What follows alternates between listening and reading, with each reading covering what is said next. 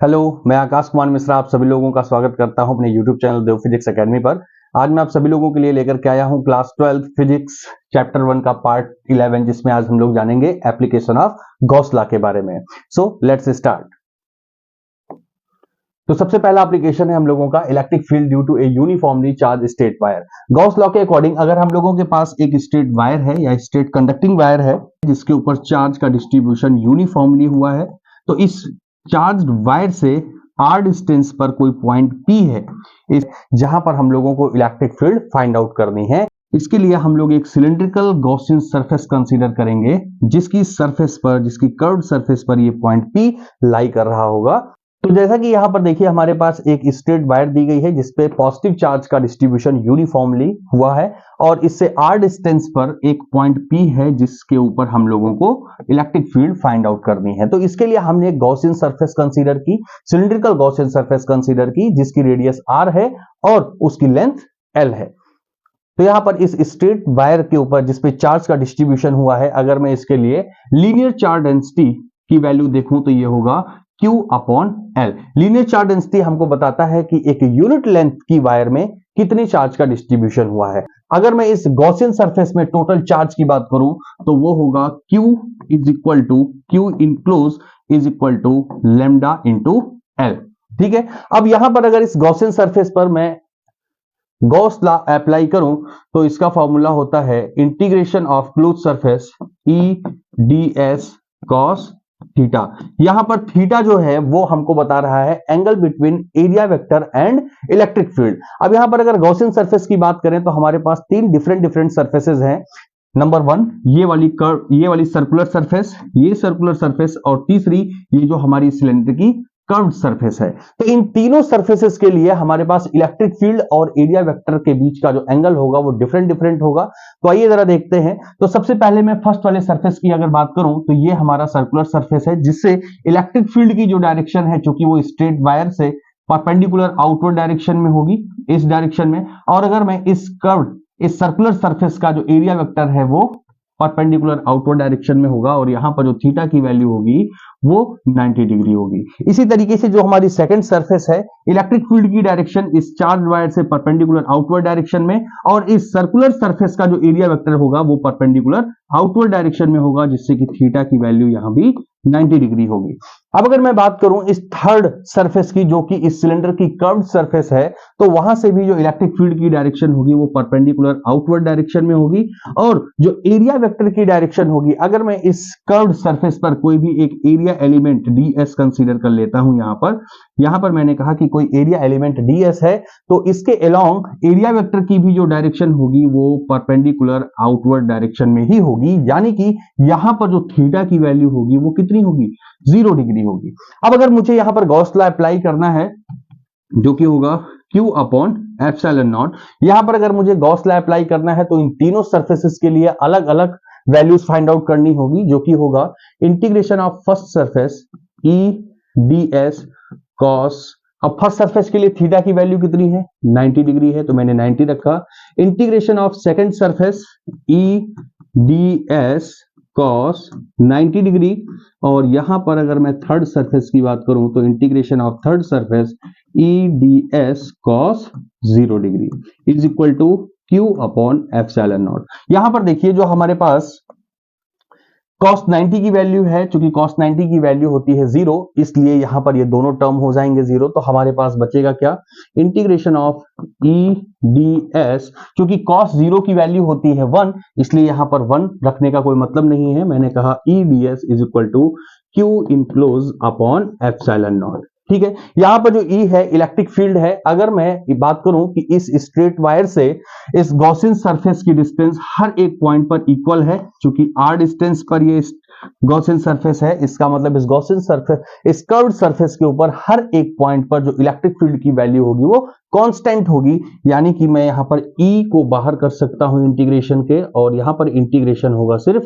ds का और Q enclose upon epsilon naught. यहां पर देखिए अगर मैं इस एरिया एलिमेंट ds का इंटीग्रेशन करता हूं तो हमें क्या मिलेगा, इस सिलिंड्रिकल गॉसियन सरफेस का टोटल कर्व्ड सरफेस एरिया हमको मिलेगा, जिसका फॉर्मूला होता है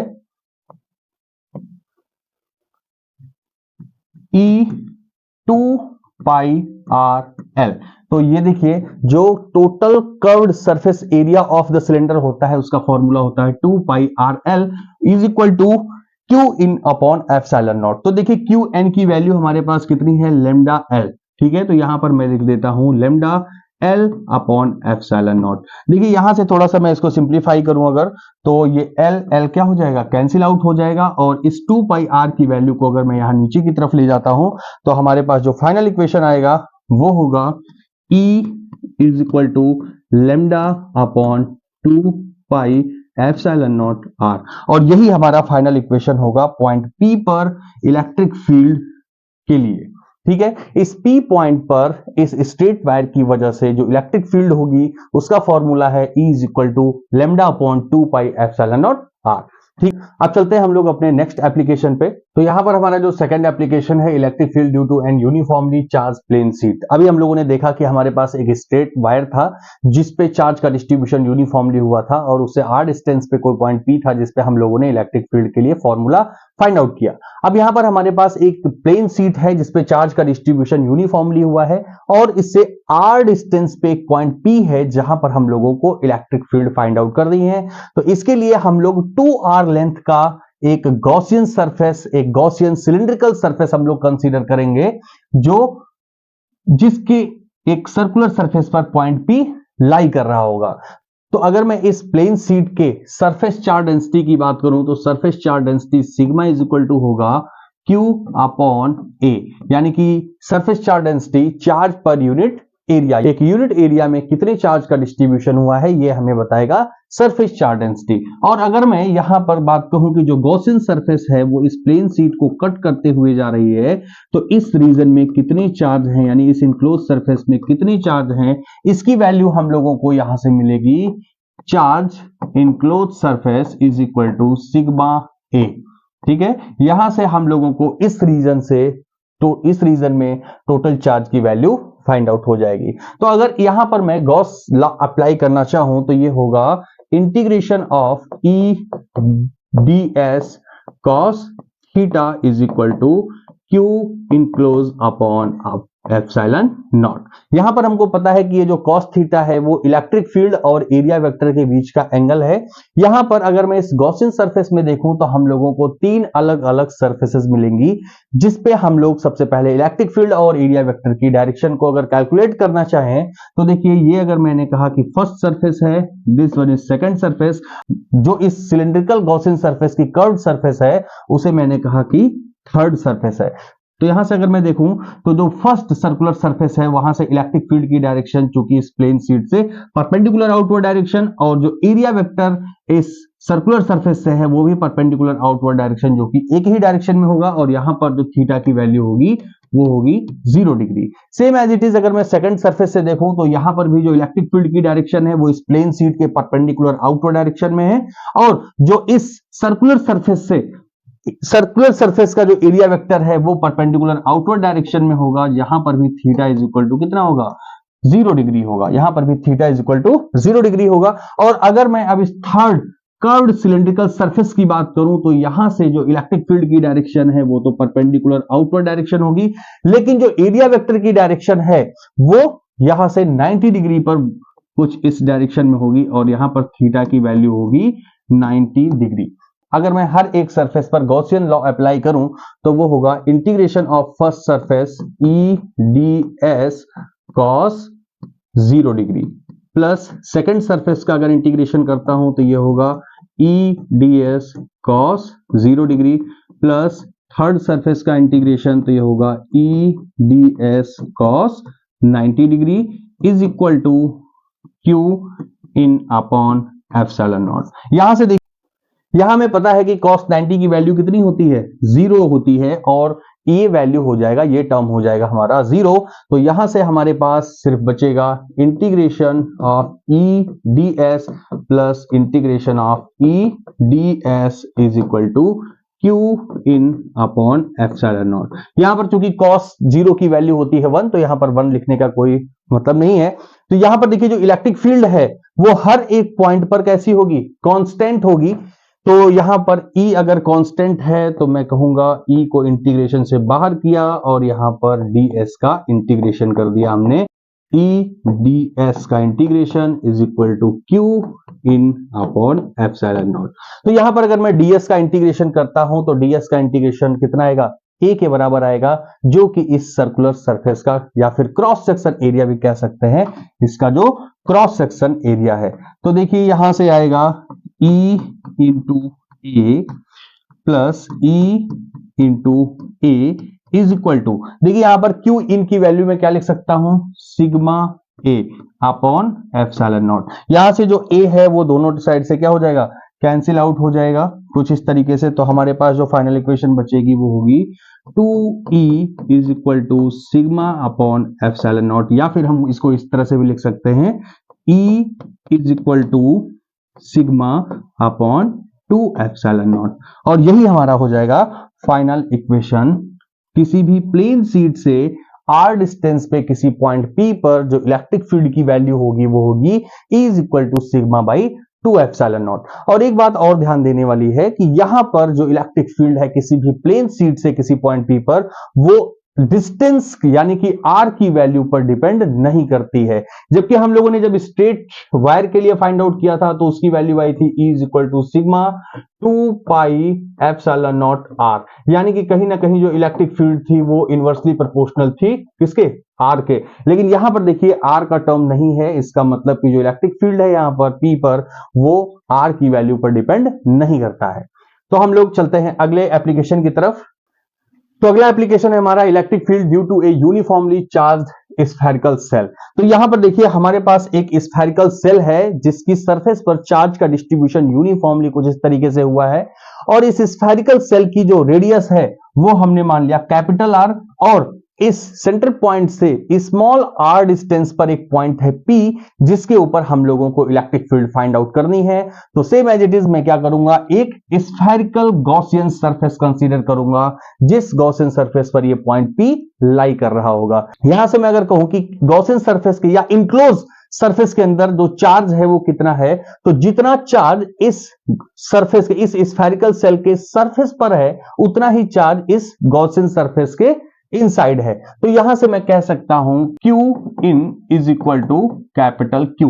क्या मतलब है, यानी कि इस स्फेरिकल सेल के ऊपर सरफेस पर जितना भी चार्ज है वही चार्ज इस गॉसियन इनक्लोज सरफेस के ऊपर भी है। तो मैंने कह दिया Q in is equal to capital Q।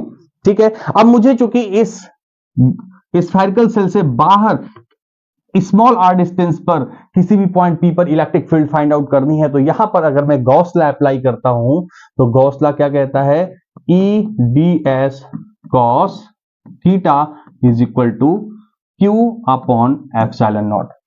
यहां पर जो cos थीटा है वो क्या है, angle between electric field and area vector. तो इस गॉसियन सरफेस पर हम लोग अगर कोई भी एरिया एलिमेंट कंसीडर करते हैं तो वहां से अगर हम लोग इलेक्ट्रिक फील्ड की डायरेक्शन देखें और जो एरिया वेक्टर होगी उसकी जो डायरेक्शन होगी वो दोनों क्या होगी, एक ही डायरेक्शन में होंगे। और यहां पर जो थीटा होगा वो कितना होगा, 0 डिग्री होगा। और अगर थीटा 0 डिग्री होगा तो यहां पर मैं प्लेस करूं, क्योंकि cos 0 की वैल्यू होती है 1, तो ये हो जाएगा integration of E ds is equal to Q upon epsilon naught. यहां पर अगर मैं इंटीग्रेशन करूं, देखिए इस गॉसियन सरफेस के हर एक पॉइंट पर जो इलेक्ट्रिक फील्ड की वैल्यू होगी वो तो सेम रहने वाली है। इसका मतलब कि जो इलेक्ट्रिक फील्ड E है वो यहां पर कांस्टेंट होगा, तो इंटीग्रेशन होगा सिर्फ किसका, ds का, और ये हो गया Q अपॉन एप्सिलॉन नॉट।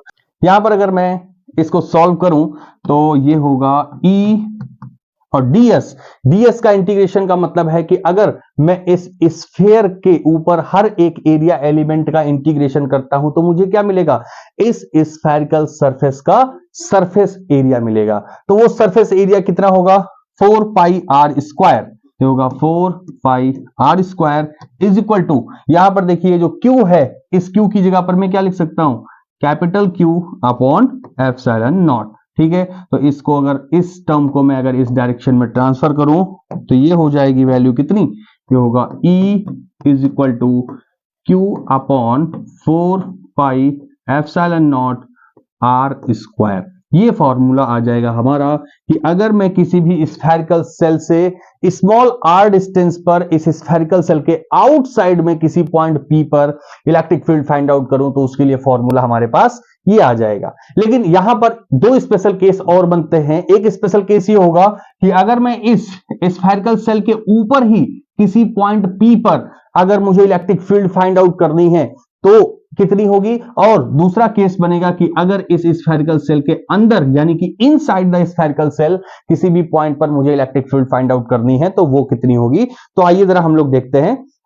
जैसा कि अभी मैंने कहा कि ये हमारे पास क्या थी, एक स्फेरिकल सेल था जिसके ऊपर चार्ज का डिस्ट्रीब्यूशन कुछ इस तरीके से हुआ था और हमने कहा था कि इसकी जो रेडियस है वो है कैपिटल आर। अब चूंकि मुझे इसकी सरफेस पर ही किसी पॉइंट P पर मुझे फाइंड आउट करना है कि यहां पर इलेक्ट्रिक फील्ड इंटेंसिटी कितनी होगी, तो यहां पर मैं कह सकता हूं कि small r is equal to capital R. तो अभी अभी जो हम लोगों ने फॉर्मूला फाइंड आउट किया था r डिस्टेंस पे वो था E is equal to Q upon 4 pi epsilon naught R square. तो यहां पर small r is equal to अगर कैपिटल R है तो इसकी जगह पर मैं वैल्यू जस्ट प्लेस कर दूंगा, वो होगा E is equal to Q upon 4 pi epsilon naught capital R square. यही फॉर्मूला हमारा हो जाएगा जब हम किसी भी स्फेरिकल सेल के सरफेस पर ही किसी पॉइंट P पर इलेक्ट्रिक फील्ड फाइंड आउट कर रहे हो। अब अगर मैं इनसाइड की बात करूं तो देखिए यहां पर हमारे पास ये एक स्फेरिकल सेल है जिसपे चार्ज का डिस्ट्रीब्यूशन यूनिफॉर्मली उसकी सरफेस पर कुछ इस तरीके से हुआ है और मुझे इसके अंदर किसी पॉइंट P पर इलेक्ट्रिक फील्ड फाइंड आउट करनी है। तो देखिए यहां पर जो इस स्फेरिकल सेल का रेडियस है वो है कैपिटल R और इस पॉइंट पर अगर मुझे फाइंड आउट करना है तो देखिए इसके लिए फॉर्मूला क्या होगा। अगर इसे मैं R कंसीडर करूं और यहां पर जो कैपिटल R है वो ग्रेटर देन है स्मॉल r से, यहां पर अगर मैं देखूं तो जो हमारे पास गॉस लॉ होगा वो होगा E dot ds is equal to Q upon epsilon naught, या फिर इसी को मैं कह सकता हूं E ds cos theta is equal to Q। Q क्या है यहां पर, Q इंक्लोज यानी कि इस इंक्लोज सरफेस के अंदर नंबर ऑफ चार्ज की वैल्यू है। इस स्फेरिकल सेल के सरफेस पर चार्ज का डिस्ट्रीब्यूशन है, अंदर कोई भी चार्ज नहीं है, तो यहां पर inside the close surface charge की वैल्यू होगी 0 और ये होगा एप्सिलॉन नॉट। यहां से अगर मैं देखूं तो ये होगा E integration of ds is equal to, चूंकि 0 बाई एप्सिलॉन नॉट की वैल्यू 0 होगी तो यहां से अगर मैं इसको इक्वेट करता हूं तो E की वैल्यू भी कितनी आएगी, 0 आएगी। ठीक है ना। तो यहां पर देखिए किसी भी स्फेरिकल सेल के अंदर किसी भी पॉइंट P पर जो इलेक्ट्रिक फील्ड की वैल्यू है वो कितनी आ गई हमारे पास, 0 आ गई। और अगर मैं किसी भी स्फेरिकल सेल के सरफेस पर किसी पॉइंट P पर इलेक्ट्रिक फील्ड फाइंड आउट करता हूं तो उसकी वैल्यू आ गई Q by 4 pi epsilon naught capital R square. और यहीं पर अगर मैं आउटसाइड की बात करूं तो आउटसाइड के लिए जो फॉर्मूला आया था हमारे पास इलेक्ट्रिक फील्ड के लिए वो आया था E is equal to Q by 4 pi epsilon naught small r square. ये हमारा आउटसाइड का फॉर्मूला है, ये हमारा on the surface on the spherical surface spherical shell पे, और ये इनसाइड किस पे आया था, इनसाइड। तो मैं उम्मीद करता हूं कि गॉस लॉ के सभी एप्लीकेशंस आप लोगों के समझ में आए होंगे। तो अगर आपके समझ में आए हैं तो प्लीज लाइक करिए, शेयर करिए और सब्सक्राइब भी करिए। थैंक यू वेरी मच और मिलते हैं नेक्स्ट वीडियो में।